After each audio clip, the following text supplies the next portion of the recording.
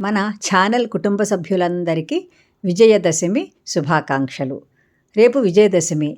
అమ్మవారి అలంకారం శ్రీ రాజరాజేశ్వరీదేవి అలంకారం.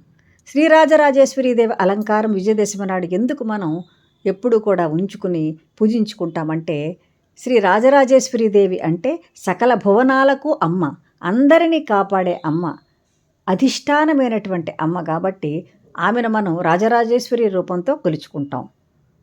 ఆ తల్లి దుష్టుడైనటువంటి మహిషాసురుణ్ణి మర్దించి అంటే సంహరించి లోకకంటకుడైనటువంటి ఆ రాక్షసుని పీడను సకల భువనములకు లేకుండా చేసింది ఆ తల్లి. కాబట్టి ఆ తల్లికి ఆ గుర్తుగా మనం అర్చించుకుంటాం రాజరాజేశ్వరి దేవిగా.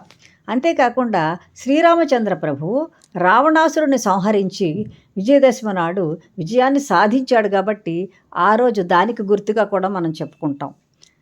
ఈ విజయదశమి నాడు అత్యంత ముఖ్యమైనటువంటి విషయం ఏమిటంటే, కొత్త వాహనాలను చాలామంది కొనుగోలు చేసుకుంటారు, కొత్త కొత్త పనులను కూడా ప్రారంభించుకుంటూ ఉంటారు. అంతేకాకుండా పాత వస్తువులను కూడా మనం కొంచెం పూజలు అవి చేసుకుంటూ ఉంటాము. కుంకుమ బొట్లు అవి పెట్టి అగరబత్తులు చూపించి వీలుని బట్టి దీపారాధన చేసుకొని ఇవన్నీ చేస్తాం. తర్వాత కొత్త వాహనాలే కాకుండా మెషినరీ అవి ఉన్న వాటిలో ఆఫీసులు ఇటువంటి వాటిల్లో కూడా పూజలు నిర్వహించుకుంటూ ఉంటాం. ఎందుకంటే విజయదశమి విజయానికి చిహ్నం కాబట్టి.